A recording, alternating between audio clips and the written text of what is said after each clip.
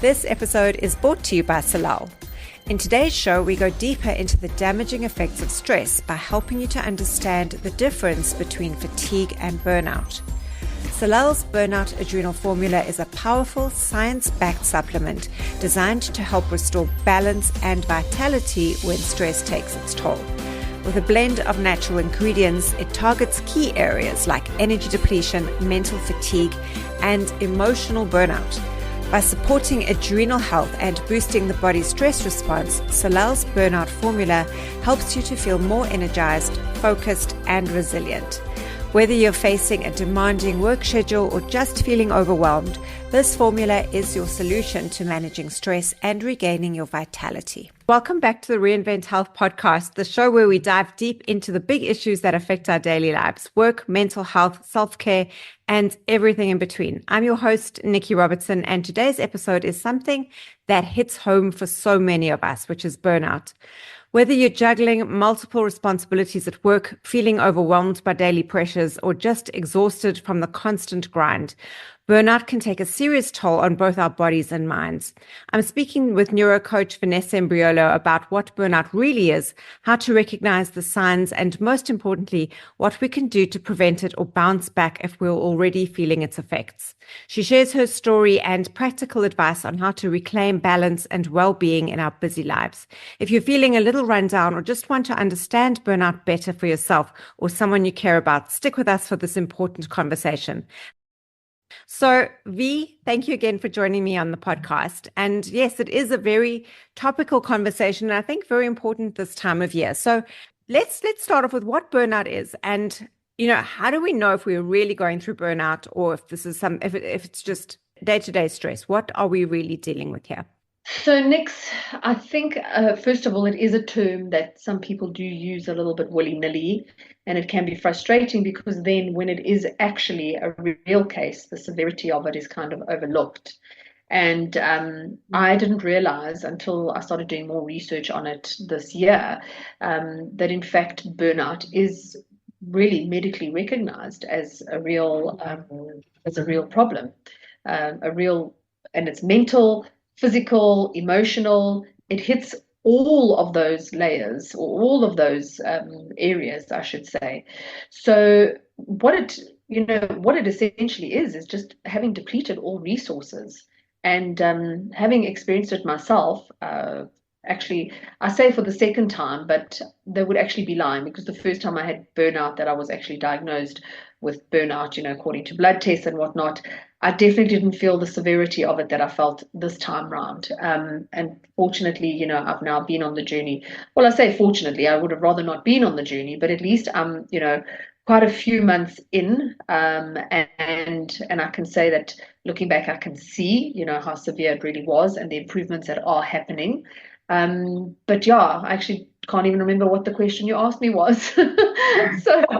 Okay, so yeah, losing, and I do it myself all the time, and I think it is really typical of burnout. You're going down a path and you completely forget which path you're on and why you're even going down it, and it can be incredibly disorientating and frustrating. But I think we'll get into that as we go. So, can you define what burnout is and how it differs from regular stress and fatigue that most of us are familiar with?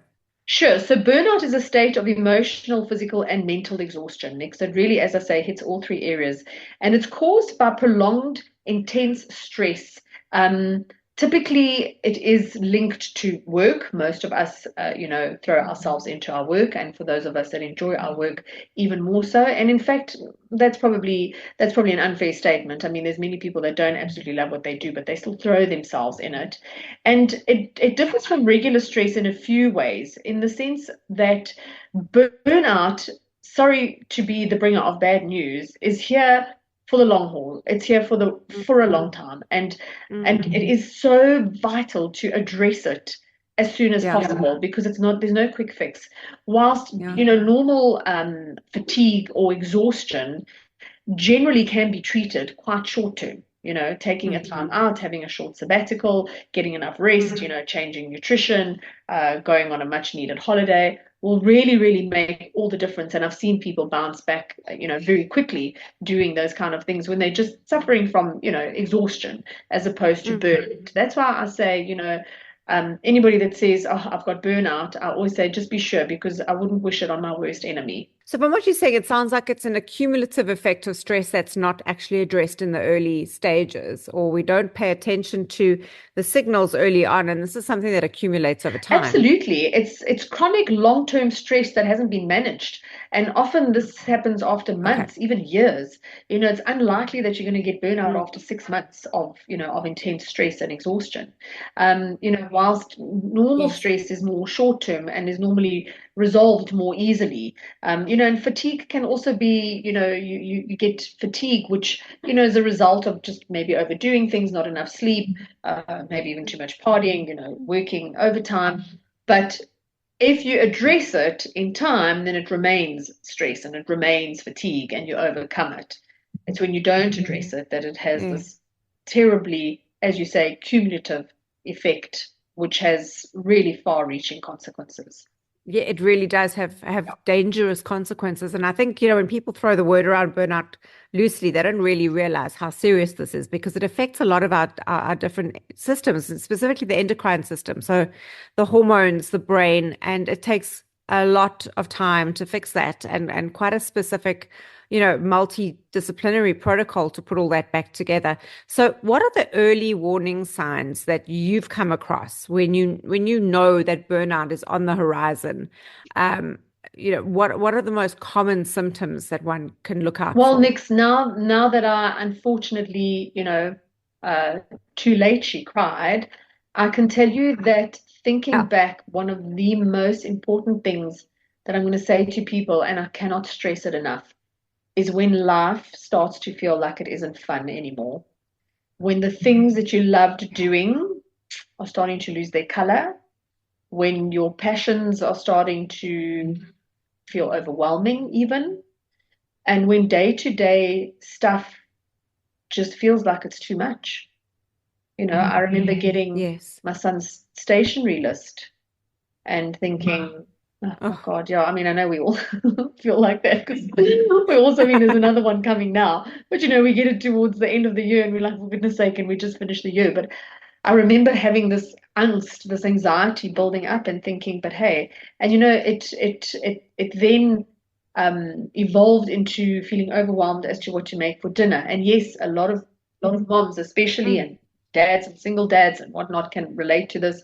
We do get overwhelmed with things like that, but it's beyond overwhelm. It's almost like like this absolute burden of facing what feels like a mammoth task when it really is just preparing dinner. Yes, exactly. It is, and the overwhelm it's almost a paralysis. It absolutely is. Yeah. So it's almost like the trauma response. The trauma response is, with anxiety, we get the fight or flight, and you get, different types. You get stress response and trauma response. The trauma response is the freeze. Yes. Where it's like the deer in headlights, and you've got no energy. You've got, I think all your adrenaline at this stage is just literally pumping in your heart and nowhere else. Yes. As opposed to the flight, where you get that surge of energy and you're able to cook 27 meals and pack them in the freezer for the next month, and then you can woosah for a little bit. I don't even remember the last time I had the energy for that. 100%. I can unfortunately relate. Now and then I get these little bursts of energy, and I do stuff, and I remember how absolutely amazing and enjoyable it is, and I know it's coming back. But yeah, Nix, in today's world, I think burnout has become so prevalent because of technology. We are expected to do so much, and a perfect example is, online coaching. You don't even have to factor in the time anymore of making a client a cup of tea, going to the bathroom, letting the client in, letting the client out. It's just from one to the next, and you get to the end of the day and you have now held space for however many consecutive hours. And because you love it so much, you don't realize that actually it is taking from you. Add to that life, doing the chores that we don't love doing so much. Add to that, going to gym regularly and pushing yourself there. Add to that I'm going to be specific and say living in Joburg, where we do have quite a highly strung life because of, our sense of compromised safety. And the list goes on and on and on. And eventually one day you're kind of going, this is becoming less and less enjoyable. Yeah. What is happening? Yeah. So something that's really stood out for me, just listening to you, is when the simple pleasures in life also become overwhelming. So the things that we actually depended on as a break, as a reprieve, become too much as well. And I'll give you a personal example. There was a time in my life where I loved going to gym, and there came a time where I couldn't get out of the car. I'd drive to the gym, all the way to the gym. I'd park, and I'd just reverse my car and go straight home. I couldn't get out of the car. And that to me was, I hear you. this is burnout. When you go to the shops because you have to, because there's nothing in the fridge, and you've got this trolley and your brain just shuts down. I don't know what to take off a shelf anymore. That is burnout. And these are the simple things that you just can't do. And that's what's so scary. And I am going to use the word scary. I can't even sugarcoat it. I think all my clients know that I tend to not sugarcoat stuff. Is that it does affect you on an emotional, physical, and mental level, and it really does. And the physical is not just the energy levels. I'll tell you, during burnout, my anxiety spiked, and I landed up sitting with a cholesterol reading that was off the charts. I've got a bit of a predisposition hereditarily, but for those of you that know me and know what I look like, I certainly don't look like somebody that would have high cholesterol. So that's the P&I of it, the psychoneuroimmunology, or the P&E, the psychoneuroendocrinology, next, which you and I love, to talk about, is it does have this awful knock-on effect, this negative, positive feedback loop, or positive, negative feedback loop, whatever you want to call it. And it's scary because you feel and you know that it's happening, but you're trapped in this downward spiral. And as you say, when the things that pulled you out, when the things that you used to buffer, to balance, to activate that positive neurochemistry to get you into the positive mind state aren't working anymore, it is terrifying. Yes. Yeah, exactly. So what would you say, in your experience as a therapist and as a coach, what are the physical implications that you've seen? What are the illnesses people manifest with when you know that those are connected to burnout? Besides, say, the heightened cholesterol and the very obvious anxiety. Where do we begin? Yeah. Where do we begin? Honestly, where do we begin? I mean, I know not everybody knows what psychoneuroimmunology is or how it works, but it's the mind state connection to how the immune function works.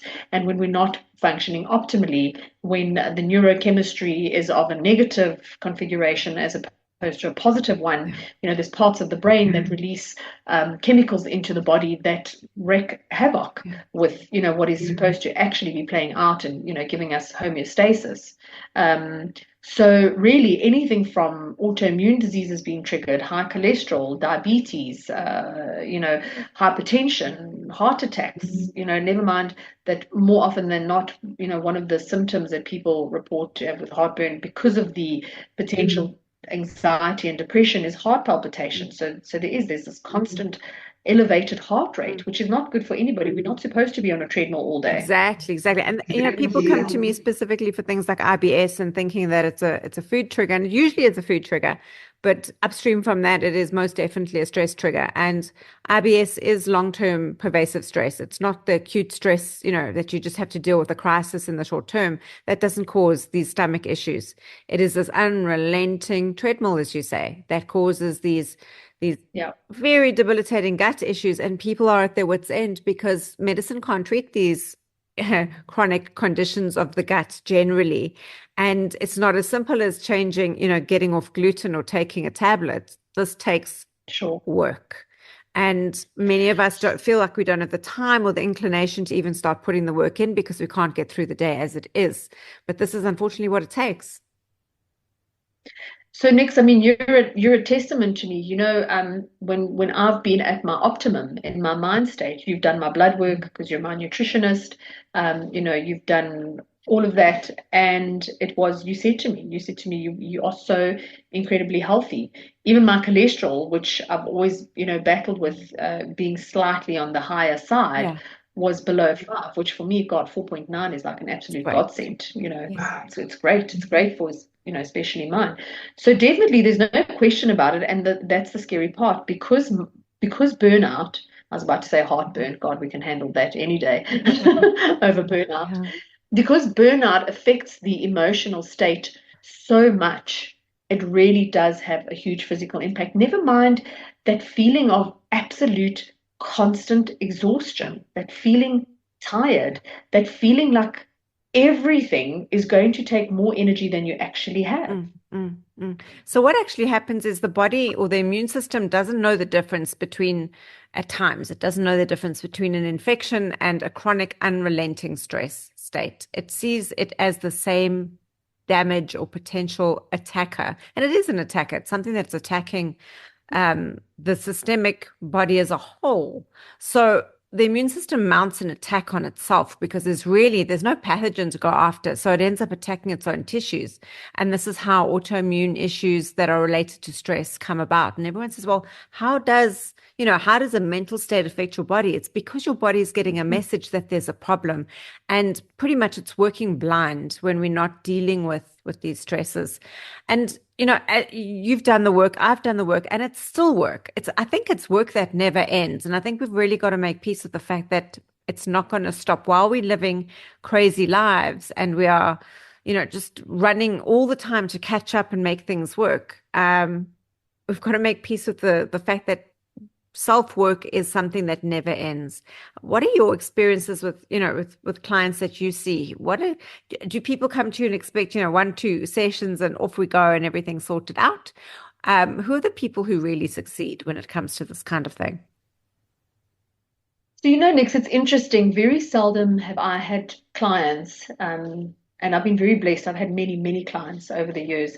Very seldom have I had clients that have come and expected a quick fix or a magic bullet, especially because, I do always say that, give me 3 to 6 sessions. I don't believe in being in sessions day in, day out, years in, years out. Sure. However, I have also noticed that there is a place for that. People are needing a sounding board. People are needing somewhere where they can just vent. They might not have that person. So I'm happy to be that person once we've obviously uncovered, dug deep, and got into the intricacies of what's brought them there in the first place.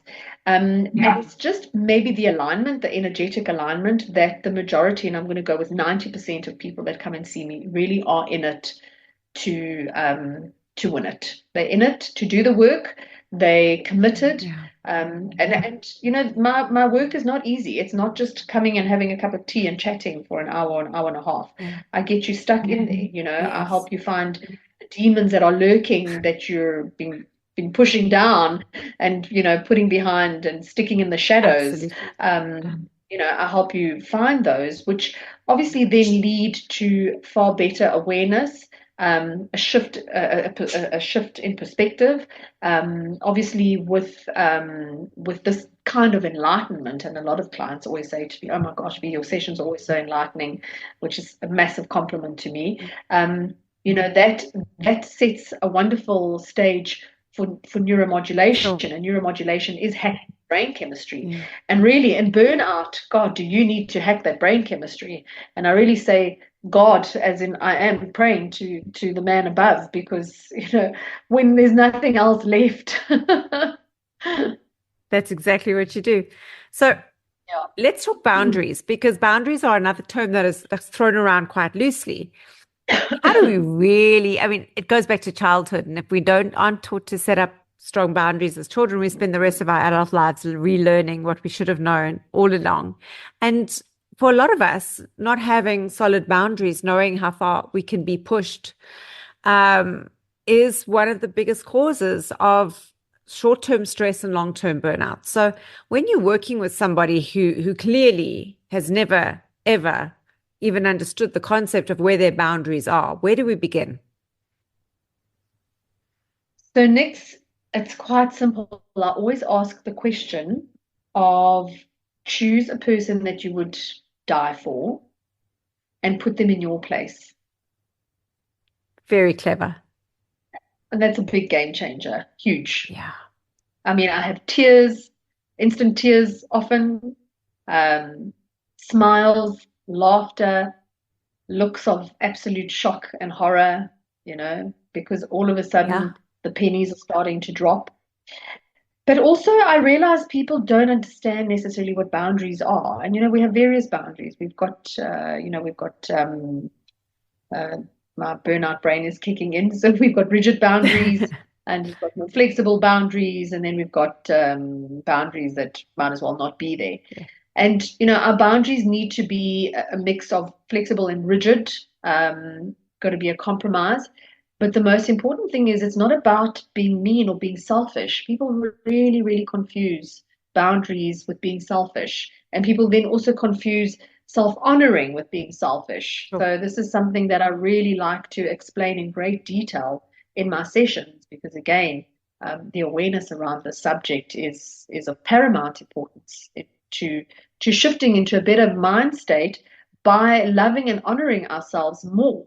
Because when we love and honor ourselves more, it's going to be easier to detect when a boundary should be in place or is in place and is being pushed. Yeah, exactly. But how do you teach somebody? I'm digging because it's something that I come across with my clients every day.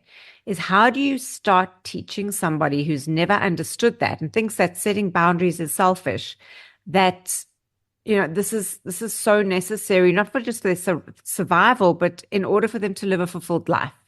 So, Nix, I'm grateful to say that I actually have a really high rate of success with my clients in setting boundaries. I use a series of questions. I do also role play with them. I ask them to give me their scenarios. First, I start with asking them what they think boundaries are. So they're really setting boundaries is something that I didn't realize lacked so much, but yet is so easy to implement. Well, when I say easy, it always comes with casualties of growth because as we put boundaries in place, we are growing. And as we are growing, there will be casualties. So there will be casualties in things and people. Of course. So we might lose people and we might lose them forever. They might come back. Yeah. Or they might not. Yeah. You've got season, reason, lifetime. Yeah. The most important thing is what does it look like putting yourself first?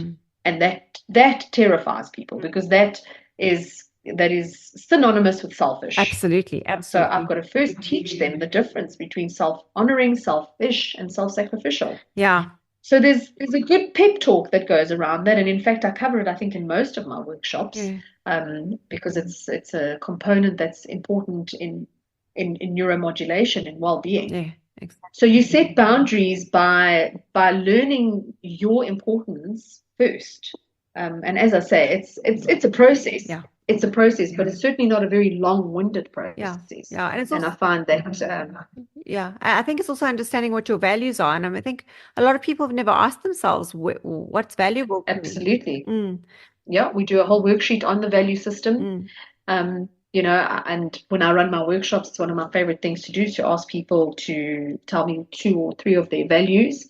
And it's interesting, me included back in the day, that I had to actually stop and think. And, when our values are compromised, we have to absolutely reassess where we're at. Did you know that unmanaged stress accelerates both mental and physical aging? This episode is sponsored by Solal. Solal's ashwagandha extract is a potent natural solution to help combat stress and support overall well-being. Known for its powerful adaptogenic properties, ashwagandha helps regulate the body's response to stress by promoting relaxation, mental clarity, and balance. With its high-quality concentrated extract, Solal's formula enhances energy, reduces anxiety, and supports a healthy immune system, making it an essential addition to your wellness routine. There's so many different, so there's obviously the rigid boundaries, the porous boundaries, the flexible boundaries. Look how they've all come back to me. Burnout brain stepped aside, Vila V stepped in. Anyway, so you've got the types of boundaries, but then it's also boundaries at work, emotional boundaries, boundaries with friends, boundaries with yourself.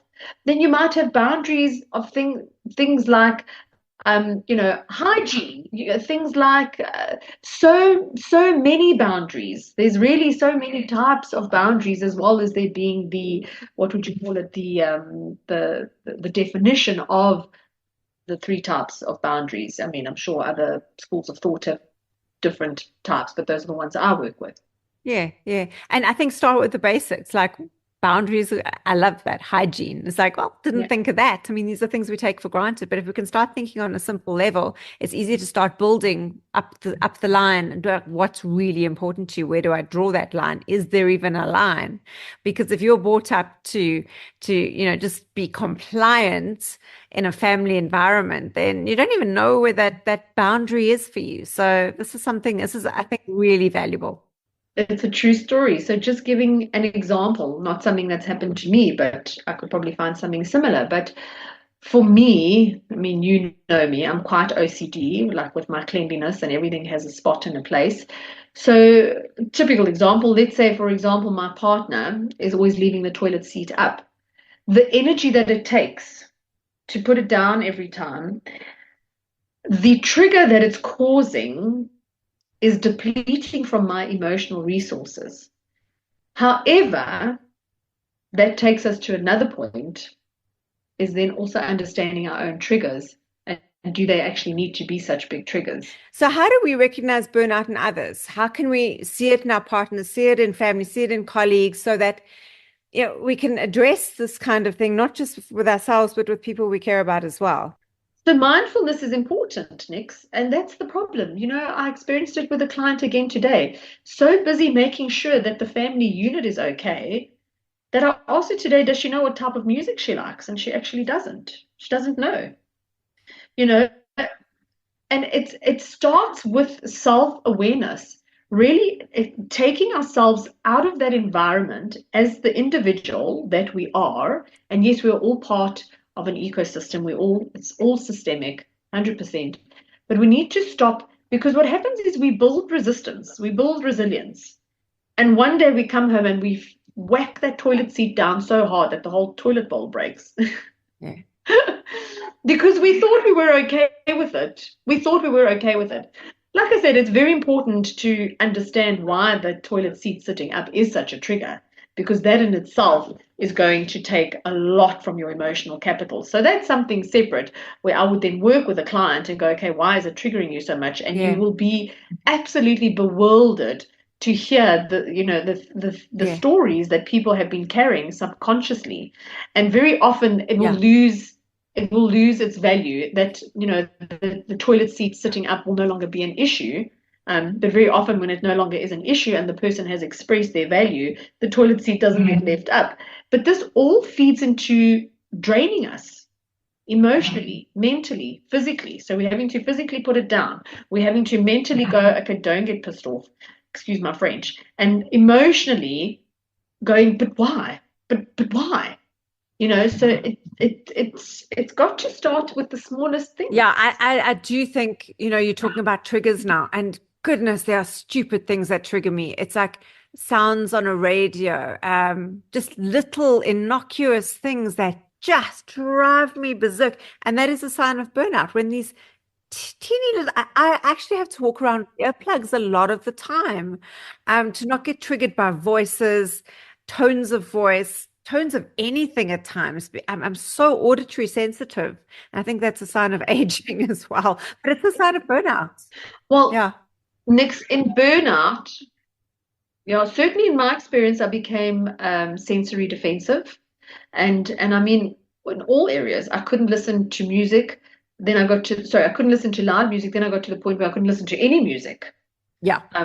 Then, even if I was playing a voice note on my phone, I had to turn the volume down. If the aircon was on, it was too high. It had to be really low. And then I had to switch it off completely and rather sit and sweat. I really became very sensory defensive. So, there's a lot of symptoms that one can recognize in burnout. And the one for me that really stood out was cynicism. I realized that I'd become quite cynical, and I also felt quite detached. Yes. And I realized that these were things that I wasn't used to. Imposter syndrome, feeling inefficient, feeling like I wasn't performing optimally. And, I'm so grateful for the work that I do that I'm able to feed so much off it. I didn't miss a single day of work. And in fact, I think, I'm very blessed. You talk about the wounded healer healing. I can definitely say I fall in that category. But I'm very blessed in that when I'm doing the work with my clients, it also impacts me, especially if we're doing the more somatic exercises. So fortunately, because I think if I had been in a different job, um, maybe in corporate, requiring something completely different, I don't know. I don't know that I would have managed. Which brings me to a huge concern is I know many people listening to this are going, okay, but my job is super demanding and I can't afford to lose it. What do I do? So what I see is a lot of people burying themselves in their work because they have a role and they have a responsibility and they can just focus on that and deliver and they don't have to step out of that bracket. But it's not solving the problem because the minute they get in the car and they get home, everything triggers them and something is going to give. Whether it's the physical body, it will be the physical body on some level. Something will conk out physically, and they won't tie it back to the fact that they're just not dealing with something that goes back years.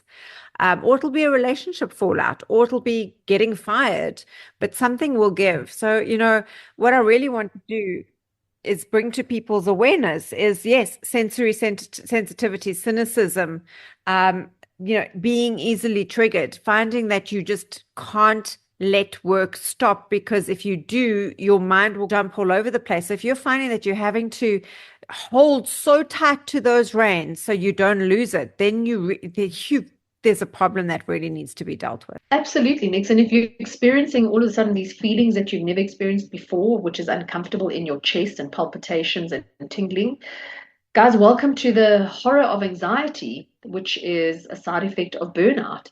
And then you get, which, I had never really experienced in my life until this major burnout, you get your depressive moments as well, which, again, I don't know how you really define depression. I always refer to it as the triangles model does, as the hopeless, helpless, where you are completely hopeless, like you're in a hole, or helpless, I should say, and hopeless in getting out. I mean, it's just you don't know where to from here. Next, a very, very big concern for me is people that are in these very demanding jobs, and it's twofold. So you get people that are in the demanding jobs, and as you say, throw themselves into it because it's their focus and it's just get it done. And then you get people that are doing it for compensatory behavior, where they're actually escaping other parts of their lives. Whether it's the personal, it's generally the personal, or childhood stuff that they've been burying for decades and decades. This can again exacerbate so many things. It can. And it will, ultimately, it will. Yeah. So the work needs to be done. We need to face the situation at home. We need to face the childhood situation. I see people every day with elevated cortisol, with all sorts of endocrine disrupting issues, and they're on the medication. They are taking the supplements. They're spending thousands every month on the supplements. Nothing's working because we're not actually addressing the upstream issue, which is mental emotional. So this is a critical part of the healing that has to take place. The biggest. And that's why, neuromodulation is wonderful because we hack the brain chemistry to the best of our ability. Is it foolproof? Not necessarily. If you keep going at it, do you succeed? I believe you do. Am I fully out of my burnout? No, I still have very challenging days. I'm not fully out of it. I've changed my lifestyle very much, and it has affected, income stream. It has affected my gym. It has affected my social life. And I'm not going to use the word affected in a negative way, although obviously in some aspects it has been. But I've had to relook at how I do things. I've had to relook at what is sustainable. Decide what is going to work, what isn't going to work, and understanding that it's for a long-term gain. At the end of the day, it's not going to be forever. I can assure you that I'll never make the same mistakes again, but I will definitely be taking I have no doubt, I am all the time taking huge lessons and learnings out of this. But more so, I have to believe, Nick, that this is going to really lead to something awesome and amazing for me. That is, for me. And that's what gets me up every day, is that I know that there's more to this. There's a reason that I had to experience this burnout, other than the fact that I pushed too hard for many years. And And Nix, I must tell you, I love what I do. And at the time, I had, two jobs, and I was still loving what I did. But I realized that there was a lot more to it. There was a lot of fear, uncertainty that went with it. You know, throw life into that of day-to-day life, personal, social, etc. It's a recipe for disaster. So yeah, I know there's people listening to this who can relate, who'll go, well, that's my story as well. I don't even know where to begin. What is your best advice for someone listening? What is the first step anyone can take when they start recognizing these symptoms that we've brought up today? So next, because I'm walking the journey myself, what I do with clients that have subsequently come to me for burnout is we actually take stock of their lives. We then do an entire deep dive into their life. Where did this all actually start? Because you'll often find it didn't even start a year or two ago. It started pretty much at conception, as we know, during the nurture phases, not always, but oftentimes. So we look at healing traumas. Healing traumas helps to shift and transcend a lot of the difficulties of burnout. But with that also there has to be a lifestyle change. You haven't hit burnout because you're working 3 hours a day Yeah, and having manicures and sipping cocktails at the golf course the rest of the time. sure. So one has to look at the sustainable, realistic changes that they are able to make in their lives.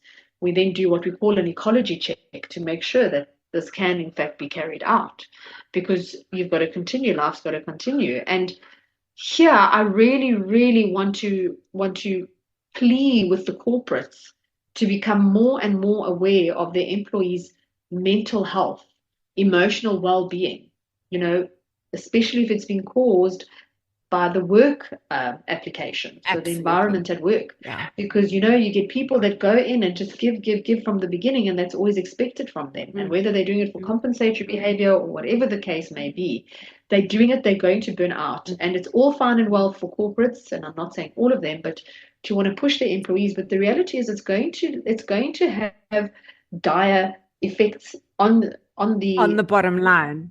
absolutely. It really is. And, Absolutely. we see a lot of companies, implementing corporate wellness programs and offering help. But if that employee is going home with a laptop and has meetings scheduled for 7, 8 o'clock at night and isn't closing their laptop till 10 p.m., you're wasting your time and money because it's going to fall apart.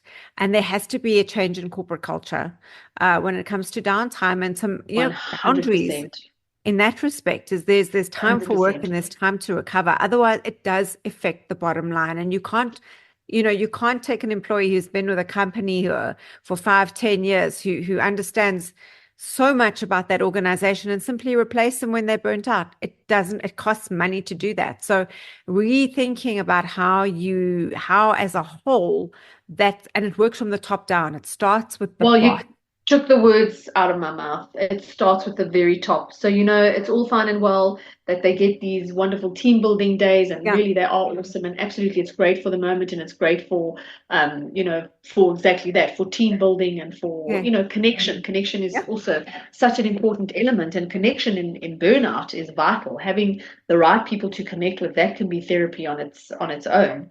And, some people are more isolated, they don't have that many people. So definitely it's lovely. But when we are looking at mental wellness, mental health, wellness and performance, we absolutely have to start from the top. They need to understand it. They need to understand what they are dealing with. Yeah. And I mean, the companies that I'm fortunate enough to work with, those leaders are those people. They're the ones who know when to stop, when to pull the plug, when to put up the boundaries, when to tell people, when it's time to shut down. And those are the organizations that thrive. And yeah, it's something that has to happen in this Most world. definitely. I couldn't, if there was a campaign for that awareness for top level management, I would so be on it, because we can avoid the burnout. And really, as I said earlier on, next, managing stress, exhaustion, and fatigue is a walk in the park compared to managing burnout. Something else that I want to add next is that there isn't a quick fix. The protocol that I find has to be all inclusive is getting the right person to see first. So a me, yes, for example, changing the lifestyle, deciding where, what, when, how. Nutrition plays a huge part in it. Sleep hygiene is massive. Exercise still needs to be a part of it, although at times there were a couple of weeks where I was actually taken off all exercise for a while just to help my body kind of recover. It wasn't very long, fortunately. And then, next medication might be needed, and we always start off with first recommending the more natural route. But sometimes we need the hardcore meds, and it's okay. They're a crutch. And if that's what's going to be needed to help us to get out of the hole, then so be it. It's not going to be forever. So there's a few steps to follow, and it's not a one-stop shop. Fortunately, I have a wonderful team that I work with, you included, an amazing psychiatrist, and various other people, in the healing modalities that together have certainly helped me, and we are helping, others that have landed up in the same space. So V, thank you so much for your time today. We can go on for hours, as we know. We can. But this, I think, was incredibly useful and insightful, and I think a really different angle on burnout. And I'm really hoping that anyone listening just takes hold of the reins and does something, because you don't have to suffer. Please don't leave it till it's too late, guys. And I say too late because it's a very deep hole to climb back out of. It really, really is. Absolutely. So as we head into the festive season, remember that self-care is the most valuable gift you can give yourself and those you care about. Thank you for joining us for today's insightful episode on fatigue and burnout, brought to us by Solal. If you want to get in contact with Vanessa, please check out her contact details in the show notes. And don't forget to visit your nearest Solal stockist, where you can find all the tools to help your brain and body deal with the effects of the busy times we live in.